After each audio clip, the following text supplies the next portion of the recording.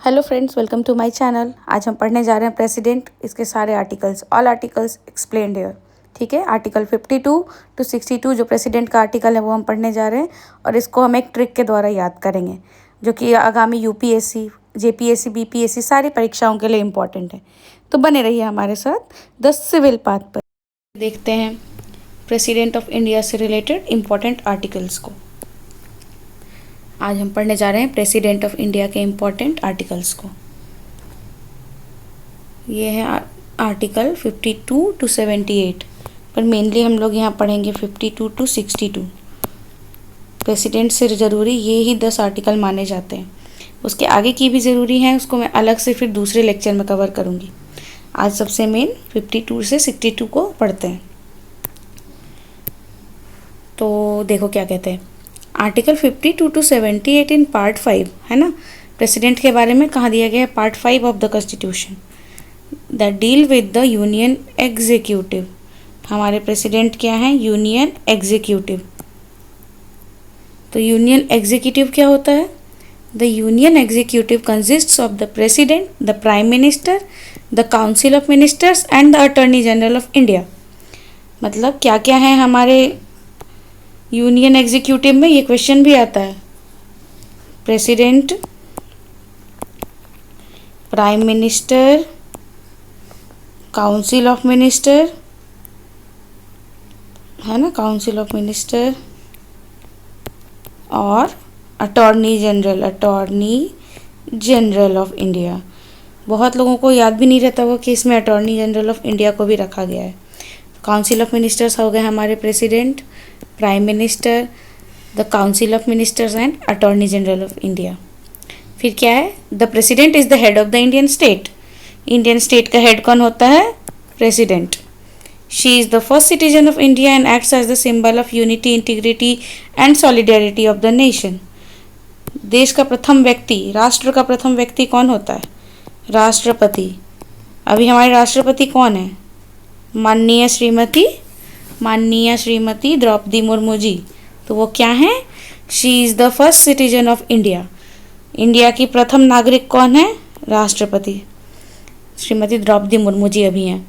And acts as the symbol of unity, integrity and solidarity of the nation. और ये देश की unity, integrity और सॉलिडेरिटी का प्रतीक हैं। देश की एकदम कॉमन शब्द में कहें तो देश की एकजुटता का प्रतीक हैं राष्ट्रपति। चलिए अब हम देखते हैं सारे आर्टिकल्स को वन बाय वन। मैंने एक ट्रिक भी दिया है तो उस ट्रिक के थ्रू हम देखेंगे। तो चलिए देखते हैं, सबसे पहले देखते हैं ट्रिक क्या है। ट्रिक थोड़ा सा लंबा है, लेकिन अगर आप इसको 3-4 बार पढ़ोगे तो ये याद हो जाएगी, और अगर याद हो गई तो कभी क्वेश्चन गलती नहीं करोगे एग्जाम में। तो क्या है ये trick? Please every tall Indian teacher quickly cope to impeach them. देखो मीनिंग कुछ नहीं निकल रहा है इस शब्द का, लेकिन याद कर लेना है। Please every tall Indian teacher quickly cope to impeach them. क्या याद करना है? Please every tall Indian teacher, यहाँ 2 शब्द है टी, जो कैपिटल दिख रहा है ना वर्ड, उनसे हम निकालेंगे सारे आर्टिकल्स को। Please every tall Indian teacher quickly cope, यहाँ भी 2 हैं, सी और ओ। टू, यहाँ देखो एक भी कैपिटल नहीं है तो इसकी ज़रूरत नहीं होगी, सिर्फ ये शब्द को बनाने के लिए यूज़ किया गया। To impeach them. क्या देखा हमने? प्लीज़ का पी, एवरी का ई, टॉल का टी, इंडियन का आई, टीचर में 2 कैपिटल हैं यानी टी और ई, क्विकली का क्यू, कोप में भी 2 हैं, सी और ओ, टू को लेना नहीं है। फिर इम्पीच का आई और देम का टी। तो चलिए अब हम देखते हैं लाइन बाय लाइन इस ट्रिक के थ्रू कैसे याद करेंगे सारे आर्टिकल्स को। सबसे पहले पी, प्लीज़ का पी, ये क्या रेफर करता है? द प्रेसिडेंट ऑफ इंडिया, यानी आर्टिकल 52। सबसे पहले हम पढ़ने जा रहे हैं आर्टिकल 52। आर्टिकल 52 किस बारे में बात करती है? प्रेसिडेंट ऑफ इंडिया, भारत के राष्ट्रपति के बारे में। याद रहेगा 52 से शुरू है पी, 52 से 62 तो आपको नंबर याद रखना है, तभी हम ये ट्रिक को अप्लाई कर पाएंगे। पी से द प्रेसिडेंट निकल गया, यानी कि आर्टिकल 52। फिर पी के बाद ई से क्या आया? एग्जीक्यूटिव। ई से हो गया executive powers of the union, यानी आर्टिकल 53। आर्टिकल 53 जो जस्ट नेक्स्ट आर्टिकल है उसमें क्या कहते हैं कि यूनियन की एग्जीक्यूटिव पावर्स, मतलब एग्जीक्यूटिव यानी कि जो कार्य करने की जो क्षमता है वो वाली पावर क्या है यूनियन की, वो दर्शाई गई है 53 आर्टिकल में। आगे देखें, टी, टॉल का T, T means to elect him, article 54 के में आ गए अब हम कि राष्ट्रपति को इलेक्ट करने का, राष्ट्रपति चुनाव करने का प्रोसेस क्या है। सबसे पहले जानेंगे कि इलेक्ट करना है, इलेक्ट करना है किस आर्टिकल में, 54 में।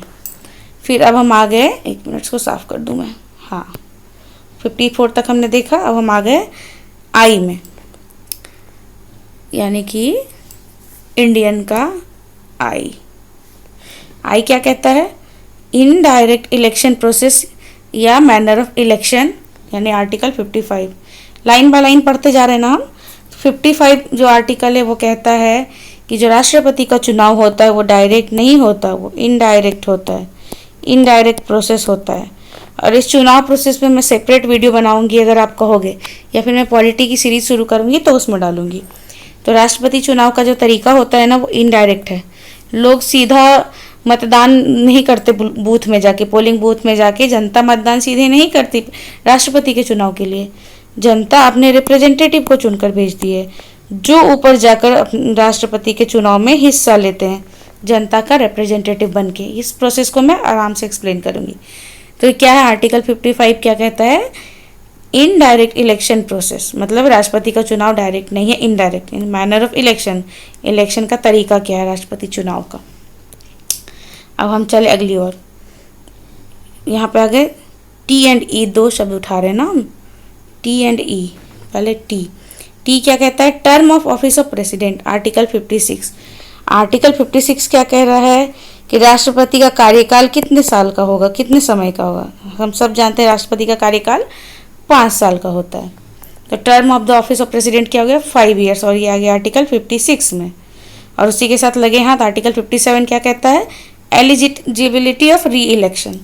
तो आर्टिकल 57 बताता है कि भारत में क्या दोबारा कोई इंसान राष्ट्रपति बनने के लिए उतर सकता है। भारत में ऐसे कौन से राष्ट्रपति रहे जो 2 टर्म राष्ट्रपति रहे, अभी तक एक ही है वो। मैं हिंट दे रही हूँ, फर्स्ट राष्ट्रपति हमारे, फर्स्ट प्रेसिडेंट कौन है, कमेंट सेक्शन में ज़रूर बताइएगा कि ऐसा कौन सा हमारे राष्ट्रपति रहे हैं जो एक से ज़्यादा कार्यकाल तक अपनी सत्ता पे सत्तासीन रहे हैं, मतलब प्रेसिडेंट ऑफ इंडिया 2 कार्यकाल के लिए रहे हैं। और वही जैसे कि आप जानते हैं कि अमेरिका में नियम है कि 2 बार से ज़्यादा कोई चुनाव नहीं लड़ सकता इंसान, 2 बार राष्ट्रपति बनने से ज़्यादा। तो क्या भारत में भी ऐसा है, तो ये हम जानेंगे इसमें, एलिजिबिलिटी फॉर री इलेक्शन आर्टिकल 57 में। क्या कोई लिमिट लगी है कि आदमी कितने बार चुनाव लड़ सकता है राष्ट्रपति का, या कोई लिमिट नहीं है, ये आर्टिकल 57 बताता है। अब हम आगे बढ़ें, ये देखो टर्म क्विकली का क्यू, क्यू क्या बताता है, qualifications for election as president, article 58। Article 58 पर हम आ चुके हैं। तो आर्टिकल 58 बताती है कि प्रेसिडेंट बनने के लिए, प्रेसिडेंट का चुनाव लड़ने के लिए उस व्यक्ति के पास क्या क्या क्वालिफिकेशंस होनी चाहिए, क्या क्या जरूरी गुण होने चाहिए जो कि जरूरी हैं राष्ट्रपति के चुनाव में बैठने के लिए। अब हम चले आर्टिकल 59 की ओर। यहाँ देखो, यहाँ भी 2 लेटर्स हैं, सी एंड ओ। तो देखो क्या कहता है सी एंड ओ। सी से conditions of president's office, article 59। अब आर्टिकल 59 क्या कहता है कि प्रेसिडेंट के ऑफिस में क्या क्या नियम और कायदे होंगे प्रेसिडेंट का कार्यकाल के लिए। तो कंडीशंस ऑफ प्रेसिडेंट्स ऑफिस। और ओ क्या कहता है, ओथ और affirmation by the president.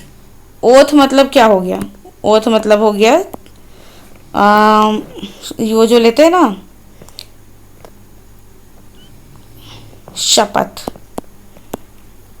Oath. कोई भी भारत में सत्ता प्राप्त करने से पहले या कोई भी नौकरी ज्वाइन करने से पहले सरकारी शपथ ली जाती है। तो जब राष्ट्रपति बनते हैं तो वो भी शपथ लेते हैं। तो वो किस आर्टिकल में निहित है, ओथ और affirmation by the president. Article ये हो जाएगा 60, यहाँ मेंशन नहीं है, मैं कर देती हूँ। आर्टिकल 60 में, आर्टिकल 60 क्या बोलता है, ओथ और अफर्मेशन बाय द प्रेसिडेंट। देखो अब हम लास्ट 2 आर्टिकल्स की ओर पहुंच गए। ऐसे ये कितना हार्ड लगता है एग्जाम में अगर बीच से पूछ लिया जाता है ना, लेकिन अगर हम याद करें लाइन बाय लाइन या ट्रिक लगाकर तो हम कभी नहीं भूलेंगे और ना ही हमारे एग्जाम में गलती होगी। तो अब हम लास्ट 2 पढ़ रहे हैं। यहाँ आ गए हम आई क्या बता रहा है, procedure for impeachment of the president, article 61। ये जो सेकेंड लास्ट आर्टिकल है आर्टिकल 61, ये किस बारे में बात करता है, इम्पीचमेंट प्रोसेस ऑफ प्रेसिडेंट, मतलब प्रेसिडेंट को उनके पद से हटाने की क्या विधि है। इम्पीचमेंट को हिंदी में कहते हैं ना महाभियोग, महाभियोग चलाया जाता है राष्ट्रपति को पद से हटाने के लिए। लेकिन महाभियोग कोई आसान प्रक्रिया नहीं है, इसके बड़े कड़े नियम हैं और इसको लगाने के लिए भी बहुत सारी शर्तों का अनुपालन होना जरूरी है। प्रेसिडेंट को वैसा गिल्टी साबित होना जरूरी है, तभी उस पर इम्पीचमेंट चल सकता है। तो प्रेसिडेंट को अपने पद से समय पूर्व हटाने के लिए जो इम्पीचमेंट या महाभियोग प्रोसेस लगता है, महाभियोग, उसका जो प्रोसीड्योर है, प्रोसेस है, तरीका है, वो कहाँ वर्णित है, आर्टिकल 61 में। और अब हम आ गए लास्ट आर्टिकल 62 पर। ठीक है, ये भी मेंशन नहीं मैं कर दे रही हूँ। देम का टी जो है यहाँ टाइम, टी फॉर टाइम यहाँ बता रहा है, time of holding election to fill vacancy in the office of president. क्या बता रहा है कि कितने समय पे और कैसे चुनाव होगा ताकि प्रेसिडेंट का जो राष्ट्रपति का जो पद है उसको भरने का काम पूरा किया जा सके। मतलब कितना वक्त लगेगा, कैसे लगेगा, कितना वक्त लेना है। Time of holding election to fill vacancy in the office of president, राष्ट्रपति चुनाव करवाने के लिए कितना समय लगेगा और कितना वक्त लगेगा, कितना समय लगेगा, इस बारे में बात करता है आर्टिकल 62। तो एक बार फिर से हम क्विक रिवीजन कर लें इसका। देखो पहले ट्रिक क्या थी, please every tall Indian teacher, एक सेकेंड, हाँ, please every tall Indian teacher quickly cope to impeach them. याद कर लो इसको, प्लीज एवरी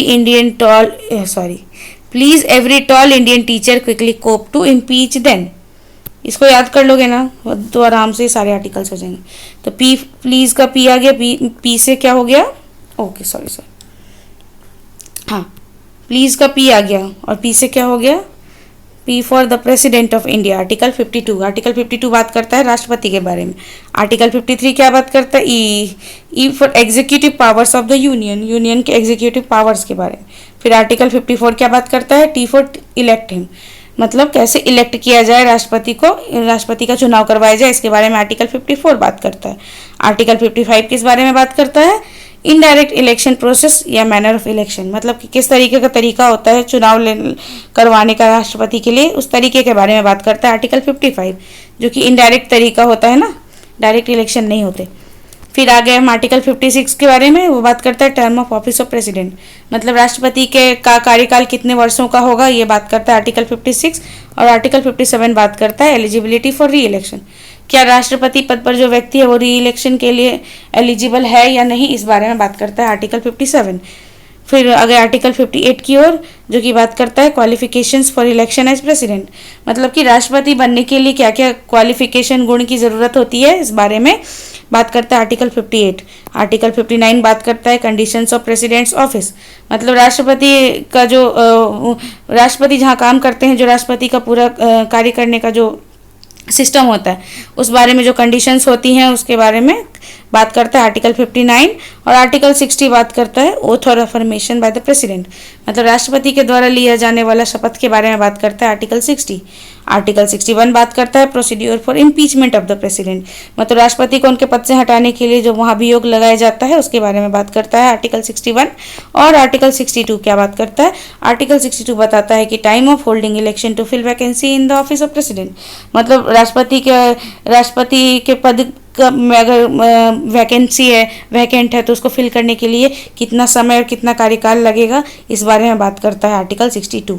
तो हमने देख लिया पूरा आर्टिकल 52 to 62। इस वीडियो को बार बार देखोगे तो सब कुछ याद हो जाएगा, है ना। तो thank you so much for watching my channel the civil path. Please like, share and subscribe to my channel. मेरे साथ बने रहने के लिए बहुत बहुत धन्यवाद। प्लीज़ मेरे चैनल को लाइक, शेयर और सब्सक्राइब करें। Thank you.